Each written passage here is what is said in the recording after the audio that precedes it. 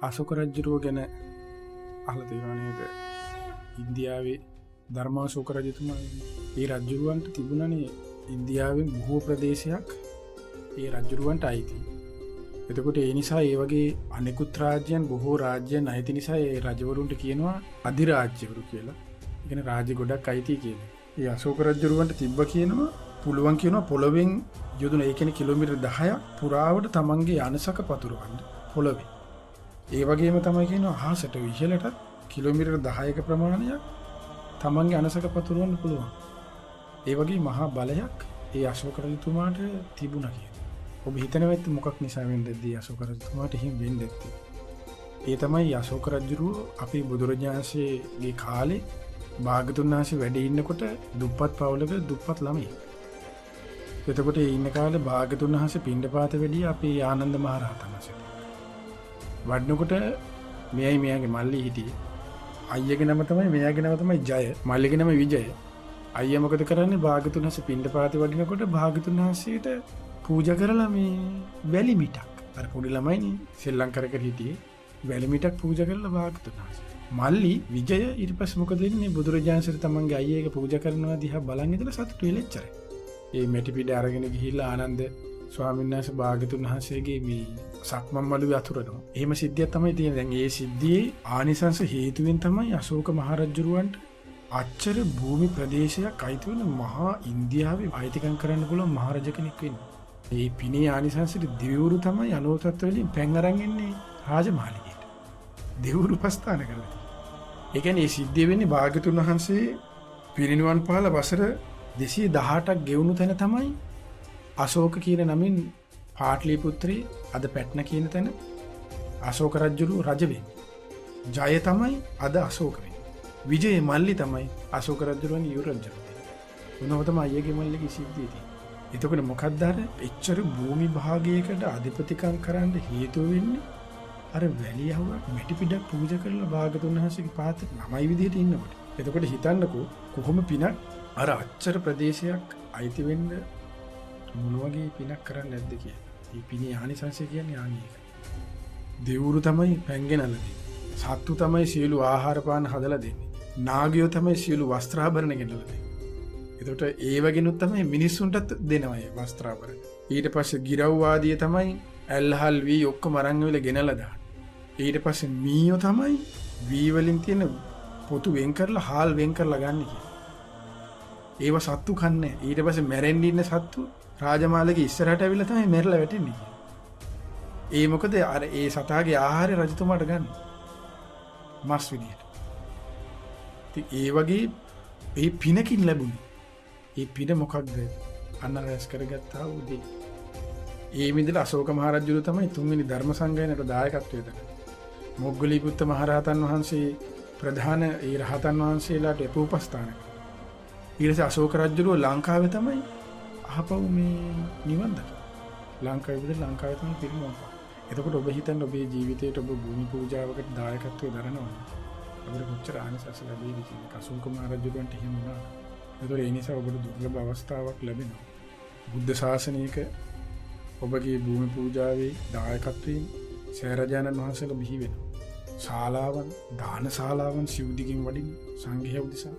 ඊට පස්සේ සිවුදිකින් වඩින සංඝයා උදෙසා කුටිසෙනසුන් හැදෙනවා. ඉතින් ඒ වගේ මහා පිනකටයි දායකත්වය දරන්නේ. භූමි පූජාව කියන එක අනික අයිති වෙන්නේ අටමහා කුසල වලටනේ. ඒ නිසා මේක සෙල්ලම් පිනක් නෙමෙයි. දුර්ලභ අවස්ථාවක්. මොකද අද කාලේ මිනිස්සු ගත්තාම සමහර මිනිස්සුන්ට ඉන්න වහලක් නෑ. ඉන්න තැනක් නෑ. එතකොට මේ සසරේ මොකද Tamanට අයිති කරන දේවල් කිසි දෙයක් Taman පූජා කරලා නෑ. පිනක් කියන දෙයක් එක්රැස් කරලා නෑ. අශෝක රජතුමා මිය පරලෝ යනකොට අශෝක රජතුමාට කිසිම දෙයක් නැහැ නිතරු වෙන්නේ. ඉච්ඡර දන් දුන්න 84000ක් විහෙර විහාර හදපු ඒ උතුම්ම අවසානයේ සංඝයා උදෙසා පූජා කරන්නේ Taman කකා හිටපු නෙල්ලි ගෙඩියෙන් භාගයක්. ඒ නෙල්ලි ගෙඩියෙන් භාගයක් සංඝයාට යවලා තමයි අශෝක රජුරු ඉන්දියාවේදී මිය පරලෝ යන්නේ. ඒ රහතන් වහන්සේගේ ඒ කාලේ තිබ්බ සිවුර පාවිච්චි කරපු සිවුර අදටත් ලංකාවේ ඔබ ගියොත් පොල්පිටිගම ප්‍රදේශයේ විහාරස්ථානයක වැඩ සිටින වන්දනාමාන කරගන්න පුළුවන්. තමන්ගේ භූමියෙන් වැලිමිටක් පූජා කරලා මෙච්චර ආනිසංස ලැබුණා නම් ඔබ භූමි පූජාවක් කරගත්තොත් කොහොමද තියෙන්නේ? ඉතින් ඒ නිසා කවදාවත් සසරේ හිවණක් නම් නැති වෙන්නේ. භාග්‍යතුන් වහන්සේ දේශනා කරන සියල්ල දුන්නා හා සමානයි කියනවා. සියල්ල දුන්නා සමානයි කියනවා මේ සෙනසුන් භූමි පූජා ආදී කිරීමෙන් ලැබෙන ආනිසංස සියල්ල දුන්නා සමානයි. සමහරවිට අපි මැරිලා යයි. හැබැයි අපි කරපු භූමි පූජාවෙන් කී දෙනෙක් පින් රැස් කරගන්නවා. ස්වර්ණමාලී සෑය ගැමුණු මහරජුරු හැදුවා. අදත් මිනිස්සු කී දෙනෙක් වඳ ගන්නවා. අදත් දෙවිවරු කී දෙනෙක් වඳිනවා. බ්‍රහ්මියෝ කී දෙනෙක් වඳිනවා. නාගයෝ කී දෙනෙක් වඳිනවා. ඒ හැම පිනක්ම අයිති වෙන්නේ ගැමුණු මහරජුරුවන්ට ඒ කරපු මිනිස්සුන්ට. ඉතින් ඒ වගේ තමයි අපි හැමෝම මැරෙන්නේ. හැබැයි මේ පූජා කරන්නේ බුද්ධ ශාසනයට. ඒ පූජා කරන භූමියෙන් ධාතුන් වහන්සේලා තැන්පත් කරපු සෑයවල් හැදිලා කී දෙනෙක් වඳීද? කී දෙනෙක් තමන්ගේ දුක කියලා හිත සංසිඳව ගන්නද? කී දෙනෙක් මොහොතක් හරි සමාධියක් වඩා ගන්නද? සමහර විට මේ පිනෙන් වෙන්න පුළුවන් අපි ඊළඟ ආත්මික නිවන් දකින්න. දැන් අශෝක අර ළමයා චූටි ළමයා කරගත්තේ අර වගේ පොඩි පිනක්. ඒ ජීවිතේ මැරෙලි වෙලා ආය වෙන ජීවිතයක ඉපදිලා බින්දුසාර රජතුමා ගාව ඉපදිලා ඊට පස්සේ ඒ ජීවිතේ රජ කෙනෙක් වෙයි. ඊට පස්සේ ඒ රජ වෙලා ඊළඟ ආත්මේ රහත් වෙනවා. ආත්ම භව තුනක මේ කතා තුනක් කියන්නේ. ඒ නිසා මේ පින කියන්නේ යන්නේ ඒකයි සමහරට මේ පිනින්ම වෙන්න පුළුවන් නිවන් දකින්න මේ පින ප්‍රකාරය. මොකද සෑවල් හැදෙනවා, ධාතුන් වහන්සේලා තැන්පත් වෙනවා, කුටි සෙනසුන් හැදෙනවා, සීමා මාලක හැදෙනවා සංඝයාගේ විනය කර්ම පිණිස. සමහරට අපිට සීලයක් රැකගන්න බැරුව මේ කාලේ අමාරුයි. සමාධියක් වඩා ගන්න අමාරුයි. හැබැයි අපේ භූමිය අපි පූජා කරපු භූමියේ සීලයක් දහමක් රකින්න සංඝයාගේ සීලයේ කටයුතු සඳහා විනය කර්ම කටයුතු සඳහා සීමා මාලයකට අපි භූමිය දීලා තියෙනවා. ඒකේ අනිසංසයට අපිට ඊළඟ ආත්මෙ මෙන්න හොඳට සීල් රැකිනවා. සාය රජාණන් වහන්සේලා තැනවිලා මිනිස්සු ඒ සෑයක් දිහා වැඳලා කරලා ඉවරලා මිනිස්සු සිත සමාහිත කරගන්නවා. මේ ජීවිතේ අපිට බෑ. හැබැයි ඊළඟ ජීවිතේ ඒකේ අනිසංසයට මෙන්න හිතක් සාන්ත වෙන්න. පින කියන්නේ හරි පුදුම දෙයක්. ඒ නිසා මේක සෙල්ලම් දෙයක් නෙමෙයි. මේ පින ඔබ කරගන්න.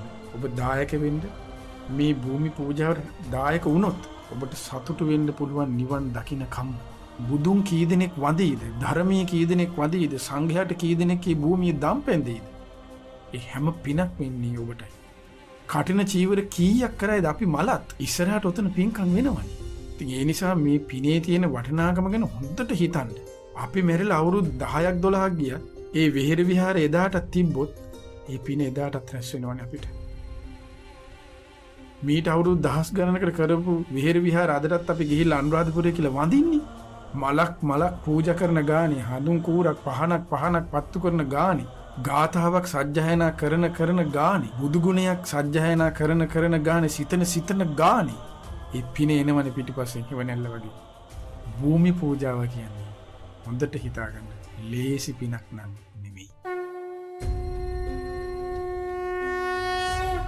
A golden inheritance from the Buddha's teachings, a brave heritage, calming the busy minds in the heart of Colombo and instilling the Buddhist values among the younger generation, the English-speaking community in Colombo and all over the world. With the immense blessings of our teacher, the most venerable Kiribatgoda Jnanananda Thero, the founder of Mahamevnava Buddhist monasteries, who showered the rain of Dhamma over this generation, brings a time to take a step further to build a new Dhamma center dedicated to propagate the Buddha's sublime teachings in English and many other languages. This great proposal is to be constructed in the near future. 3 Dhamma halls to conduct simultaneous programs for adults, youth and children. Mahastupa will contain relics of the Supreme Buddha and great Arahant disciples. Bodhi Mandapa, a peaceful place to meditate and gain blessings from the sacred Jayashrima Bodhi tree. Media studios for employed staff and Colombo Dhamma Friends volunteers to create meaningful Dhamma content. A building dedicated to build individual kutis for 15 monks and 3 kutis for sick monks. Another building to be dedicated for the alms hall, kitchen and monks gathering area. Retreat rooms for lay male devotees to stay overnight, practice meditation and help with monastery chores. Help build the new English Dhamma Center in Colombo. Join together with your friends and family to make this meritorious vision a reality. You can now offer your support by making a donation to the following bank account: May this merit help you to realize the Four Noble Truths in this Gautama Buddha's dispensation. Namo Buddhaya.